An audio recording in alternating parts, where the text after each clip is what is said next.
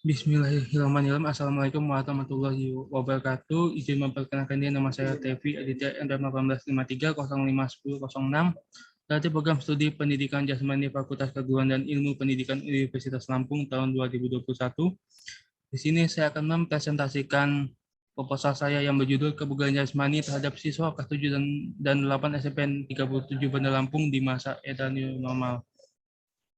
Pertama-tama saya mengucapkan banyak terima kasih kepada pembimbing satu saya, Bapak Dr. Andes Sulisman, MPD, pembimbing dua, Bapak Johan Siswoyo, MPD, dan pembahas saya, Bapak Dr. Andes Ade Jubedi, MPD. Yang selanjutnya ialah agenda presentasi. 1. Pendahuluan. 2. Kajian pustaka. 3. Metode penelitian. 1. Pendahuluan. Latar belakang. Pada akhir tahun 2019, dunia dikagetkan dengan tersebarnya wabah virus COVID-19 atau biasa disebut virus corona. Wabah ini pertama kali muncul dari kota Wuhan, Cina. Sifat dari virus ini yang cepat menyebar hampir ke seluruh dunia, termasuk Indonesia. Berbagai upaya pencegahan telah dilakukan mulai dari adanya ketentuan social distancing hingga diberlakukannya pembelakuan pembatasan kegiatan masyarakat atau disebut PPKM yang berlanjut-lanjut di beberapa daerah demi memutus rantai penyebaran virus corona.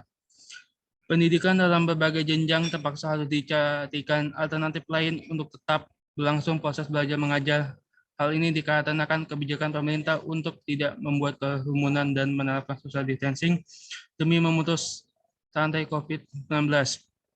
Pembelajaran akhirnya dilakukan secara online atau daring. Dengan cara ini diharapkan agar para pelajar tetap mendapatkan pembelajaran walaupun harus dilakukan dari rumah dan tidak bertatap muka secara langsung. Olahraga merupakan suatu kurikulum wajib yang diajarkan pada siswa di sekolah.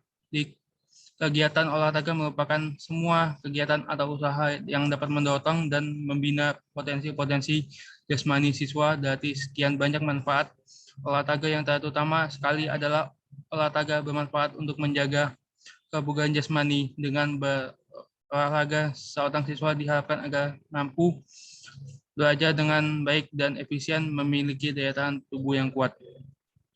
Kebugaran jasmani sangatlah penting untuk setiap siswa-siswa di sekolah, karena aktivitas ini akan memberikan pengaruh dalam kebugaran jasmani, daya tahan tubuh, dan kesehatan.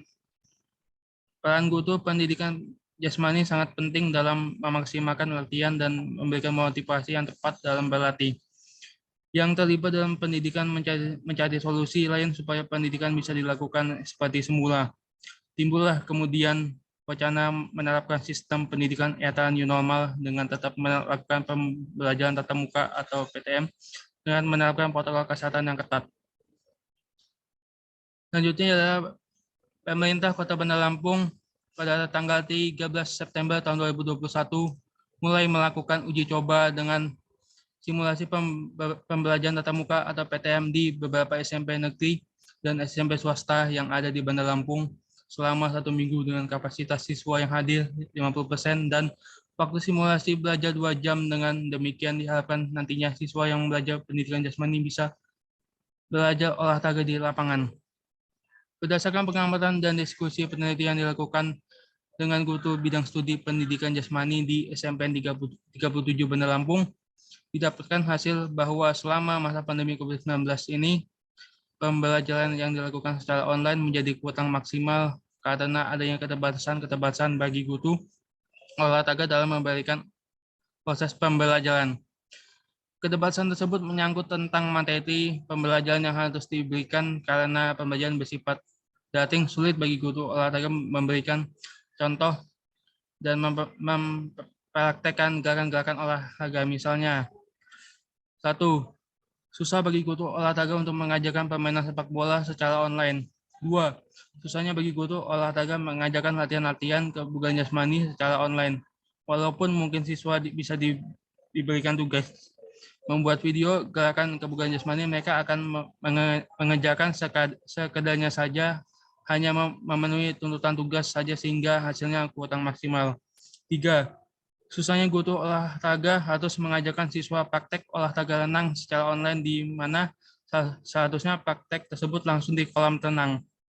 4. Susahnya guru olahraga harus mengajarkan permainan bola basket bila tidak langsung di lapangan. 5. Menurunnya tingkat kebugaran jasmani siswa disebabkan karena banyak siswa yang hanya aktivitas fisik di rumah dengan belajar memakai laptop atau gadget karena proses belajar mengajar yang masih berlangsung secara daring atau online. B. Identifikasi masalah.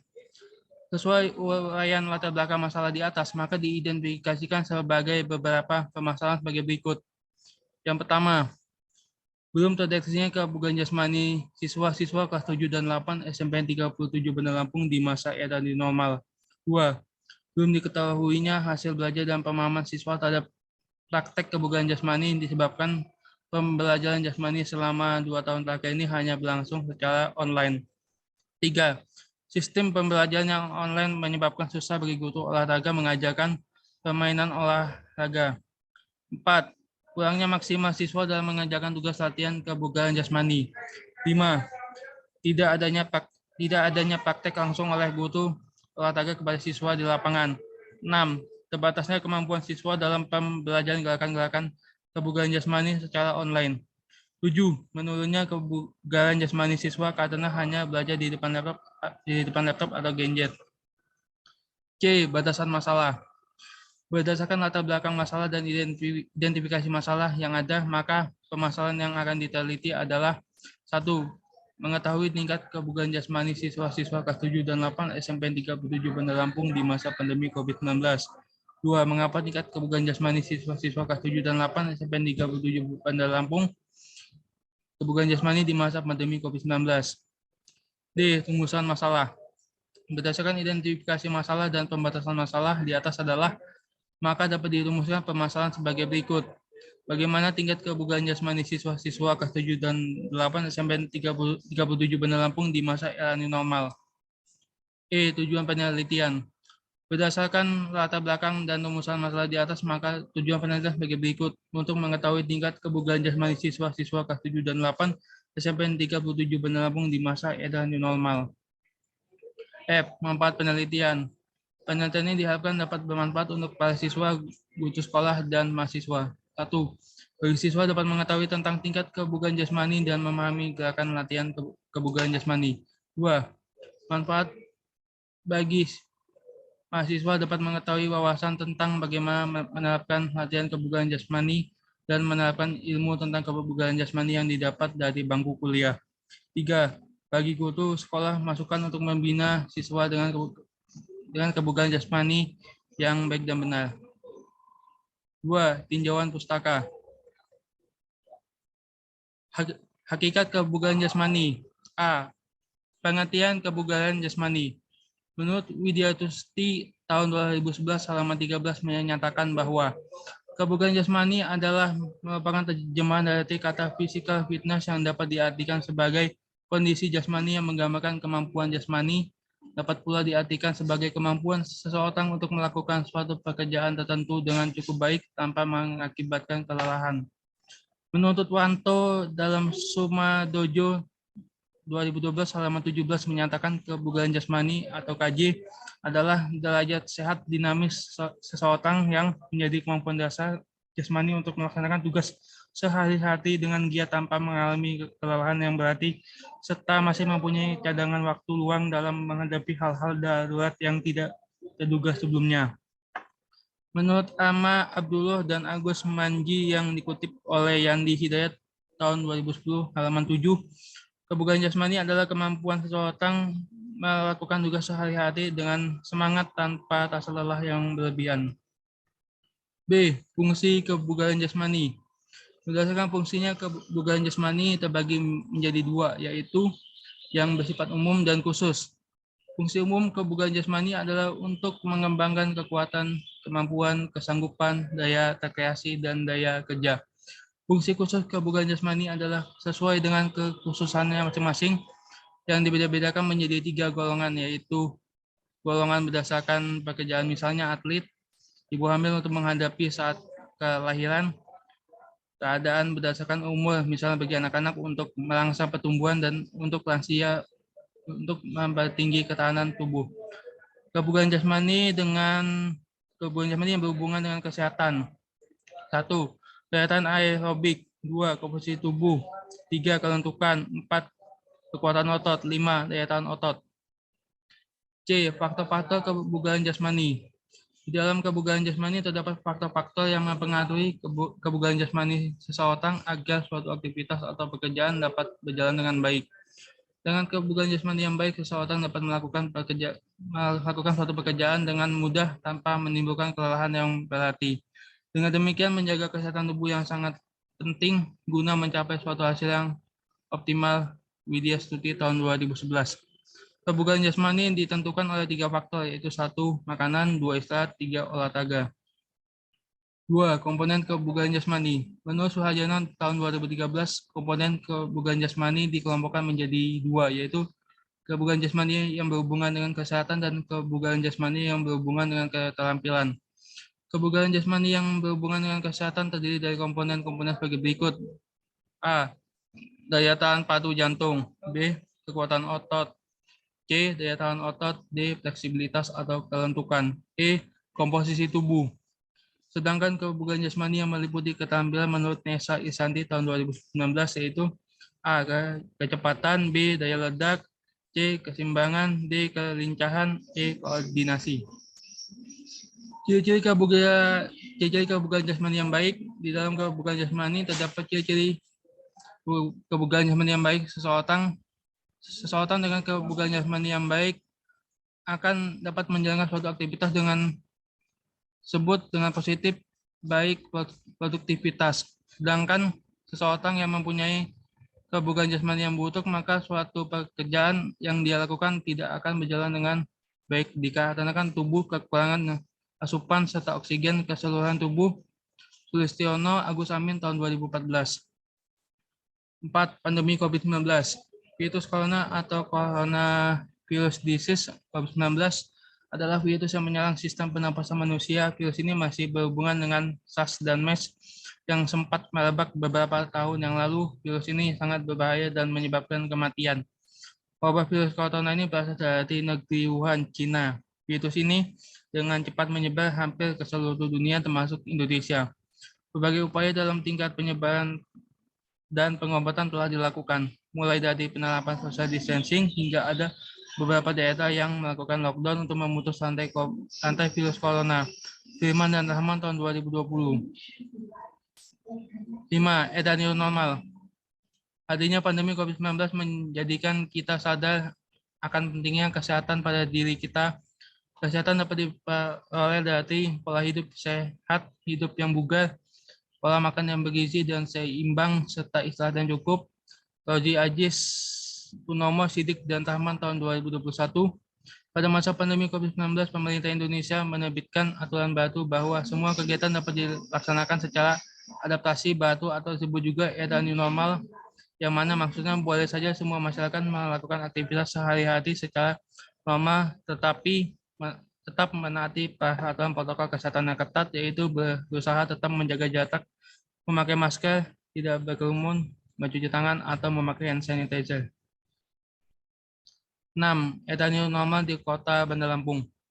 Kebijakan dari pemerintah Kota Bandar Lampung untuk menerapkan era new normal dalam bidang pendidikan dilakukan dengan menerapkan protokol kesehatan yang ketat, antara lain dengan melakukan A. Memberikan arahan untuk semua siswa agar memakai masker. B. Memberi aturan selalu menjaga jarak dengan mengatur kehadiran siswa sekolah 50% pembelajaran tatap muka dan 50%-nya lagi belajar di rumah secara online. Kemudian digilir bergantian setiap minggunya. C. Menyediakan tempat-tempat untuk mencuci tangan dan menganjurkan memakai hand sanitizer.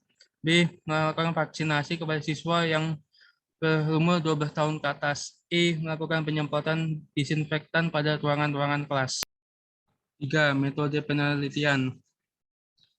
Jenis penelitian. Penelitian ini bersifat deskriptif dengan studi survei lapangan untuk memberikan gambaran mengenai penelitian yang dilakukan dengan kondisi-kondisi yang terjadi melalui survei langsung di lapangan. Maksum tahun 2012 halaman 68 menyatakan bahwa penelitian deskriptif adalah penelitian yang dilakukan untuk menggambarkan gejala, fenomena, atau peristiwa tertentu. Penelitian ini bersifat kuantitatif, di mana untuk melihat variabel menggunakan metode kuantitatif. Sejauh ini tahun 2014 halaman 39 menyatakan bahwa Penelitian kuantitatif adalah jenis penelitian yang menghasilkan penemuan-penemuan yang dapat dicapai atau diperoleh dengan menggunakan prosedur-prosedur statistik atau cara-cara lain dari kuantitatif pengukuran. Dari penjelasan di atas, maka semakin jelaslah bahwa penelitian deskriptif kuantitatif adalah penelitian yang dilakukan untuk menggambarkan suatu gejala atau fenomena tertentu yang terjadi melalui survei secara langsung di lapangan dengan menggunakan data penelitian berupa angka-angka analisis menggunakan statistik atau cara-cara lain dari kuantitatif. B. Tempat dan waktu penelitian. Tempat penelitian dilakukan di Sekolah SMP 37 Bandar Lampung. Waktu penelitian diambil 1 kali, direncanakan pada saat pembelajaran tatap muka sudah ditetapkan di SMP 37 Bandar Lampung. C. Populasi dan sampel. A. Populasi. Populasi adalah keseluruhan objek penelitian sejauh ini tahun 2014. Populasi merupakan wilayah generalisasi yang terdiri dari objek atau subjek yang mempunyai kualitas dan karakteristik yang ditetapkan oleh peneliti untuk dipelajari, kemudian ditarik kesimpulan Sudijono 2011. Populasi dalam penelitian ini adalah siswa-siswa kelas 7 dan 8 SMP 37 Bandar Lampung sebanyak 350 orang. B. Sampel. Sudijono tahun 2011, sampel adalah bagian dari jumlah dan karakteristik yang dimiliki oleh populasi tersebut. Selanjutnya, pedoman dalam pengambilan sampel ini mengacu pada pendapat Adi Kunto tahun 2010, yaitu sekedar acal-acal apabila subjek kurang dari 100 sebaiknya diambil semua sehingga penelitian merupakan penelitian populasi. Selanjutnya, jika subjek besar dapat diambil 10-15% atau 20-25% atau lebih, tergantung kemampuan peneliti dilihat dari segi waktu dan tenaga. Di sini peneliti mengambil 25% dari populasi disebabkan karena jumlah populasi dan penelitian relatif banyak, yaitu sebanyak 350 siswa, maka peneliti membatasi dengan melakukan pemilihan secara acak dengan menggunakan teknik simple random sampling sehingga didapat jumlah 44 siswa putra dan 44 siswa putri dengan jumlah keseluruhan sampel menjadi 88 siswa dari kelas 7 dan 8 SMP Negeri 37 Bandar Lampung. D. Instrumen penelitian. Instrumen penelitian dan teknik pengumpulan data. Instrumen penelitian adalah alat atau fasilitas yang digunakan oleh peneliti dalam mengumpulkan data agar pembelajaran lebih mudah dan hasilnya lebih baik. Permana tahun 2020 adalah menggunakan TKJI, Tes Kebugaran Jasmani Indonesia, untuk remaja tentang usia 13-15 tahun dari Departemen Pendidikan Nasional 1 tahun 2020 merupakan rangkaian tes, yaitu 1. Tes lari 50 meter. Tabel 1. Tabel nilai TKJI untuk remaja putra usia 13-15 tahun lari 50 meter. Nilai 5 sampai dengan 6,7 detik. Nilai 4, 6 detik. 6,8 sampai dengan 7,6. Nilai 3, 7,7 sampai 8,7. Nilai 2, 8,8 sampai dengan 10,3. Nilai 1, 10,4 dan seterusnya. Tabel 2, tabel nilai TKJI untuk remaja putri usia 13 sampai 15 tahun lari 50 meter. Nilai 5 sampai dengan 7,7. Nilai 4, 7,8 sampai dengan 8,7. Nilai 3, 8,8 sampai 9,9. Nilai 2, 10,9 sampai 11,9. Nilai 1, 12,0 dan seterusnya. 2. Tes angka tubuh pull up. Tabel 3. Tabel nilai TKJI untuk remaja putra usia 13 sampai 15 tahun pull up. Nilai 5, 16 kali ke atas. Nilai 4, 11 sampai 15. Nilai 3, 6 sampai 10, nilai 2, 2 sampai 5, nilai 1, 0 sampai dengan 1. Tabel 4, tabel nilai TKJI untuk remaja putra usia 13 sampai 15 tahun pull up. Nilai 5, 41 kali ke atas, nilai 4, 22 sampai 40, nilai 3, 10 sampai 21, nilai 2, 03 sampai 09, nilai 1, 00 sampai dengan 02. 3. Tes baring duduk sit up. Tabel 5, nilai TKJI untuk remaja putra usia 13-15 tahun sit up. Nilai 5, 38 kali ke atas. Nilai 4, 28 sampai 37. Nilai 3, 19 sampai 27. Nilai 2, 8 sampai dengan 18. Nilai 1, 0 sampai dengan 7. Tabel 6, tabel nilai TKJI untuk remaja putri usia 13 sampai 15 tahun sit up. Nilai 5, 28 kali ke atas. Nilai 4, 19 sampai 27. Nilai 3, 09 sampai 18. Nilai 2, 03 sampai 08. Nilai 1, 00 sampai dengan 02. 4. Tes loncat tegak atau vertical jump. Nilai 5, 66 cm ke atas. Nilai 4, 53 sampai 65. Nilai 3, 42 sampai 52. Nilai 2, 31 sampai dengan 41. Nilai 1, 31 sampai seterusnya. Tabel 8. Tabel nilai TKJI untuk remaja putri usia 13 sampai 15 tahun vertical jump. Nilai 5, 50 cm ke atas. Nilai 4, 39 sampai 49. Nilai 3, 30 sampai 38. Nilai 2, 21 sampai 29. Nilai 1, 21 sampai seterusnya. 5. Latih jarak menengah 1000 meter putra dan 800 meter putri. Tabel 9. Tabel nilai TKJI untuk remaja putra usia 13 sampai 15 tahun latih 1000 meter. Latih nilai 5 sampai dengan 3 menit 4 detik. Nilai 4, 3 menit 5 detik sampai dengan 3 menit 53 detik. Nilai 3, 3 menit 54 detik sampai dengan 4 menit 46 detik. Nilai 2, 4 menit 47 detik sampai dengan 6 menit 4 detik. Nilai 1, 6 menit 4 detik dan seterusnya. Tabel 10. Tabel nilai TKJI untuk remaja putri usia 13 sampai 15 tahun latih 800 meter. Nilai 5 sampai dengan 3 menit 8 detik. Nilai 4, 3 menit 7 detik sampai dengan 3 menit 55 detik. Nilai 3, 3 menit 56 detik sampai 4 menit 58 detik. Nilai 2, 4 menit 9 detik sampai dengan 5 menit 3 detik. Nilai 1, 6 menit 40 detik dan seterusnya. Petunjuk umum. Dalam melakukan tes kebugaran jasmani Indonesia perlu diperhatikan sebagai berikut. 1. Peserta. A. Tes ini memerlukan banyak tenaga, oleh sebab itu peserta benar-benar dalam keadaan sehat dan siap untuk melaksanakan tes. B. Diharapkan peserta sudah makan sedikitnya 2 jam sebelum melakukan tes. C. Disarankan memakai pakaian olahraga dan bersepatu olahraga. Hendaknya mengerti dan memahami dalam melaksanakan tes. E. Sebelum tes dimulai, peserta diharapkan melakukan pemanasan warming up terlebih dahulu.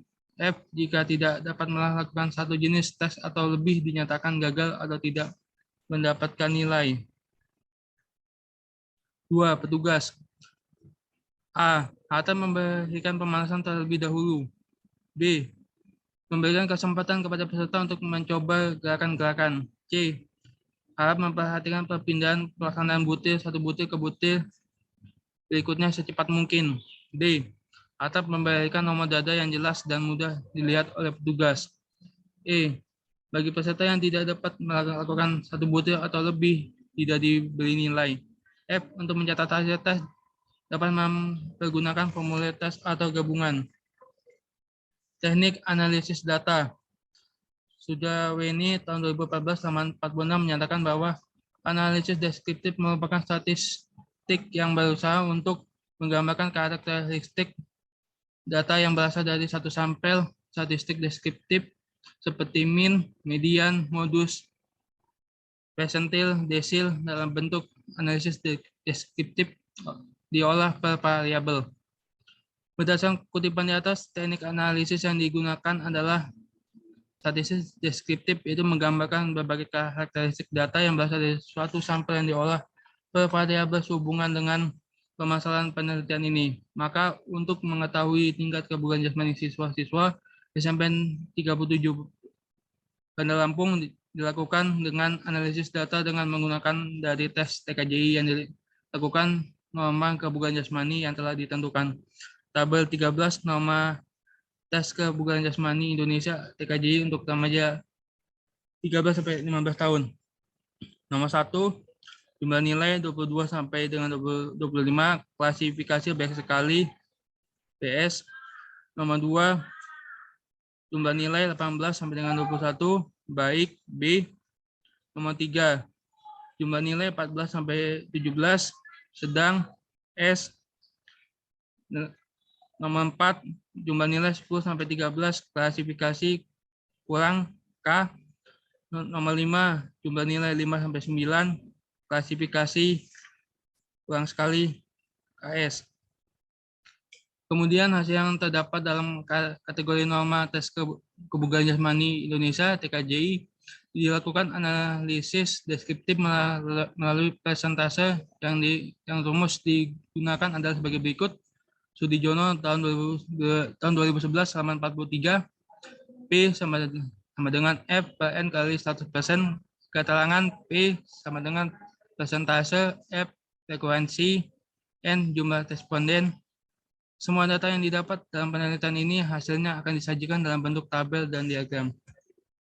Demikian itu saja yang bisa saya presentasikan tentang proposal saya. Kurang lebihnya saya mohon maaf bila ada salah kata salah ucap. Saya akhiri. Wassalamualaikum warahmatullahi wabarakatuh.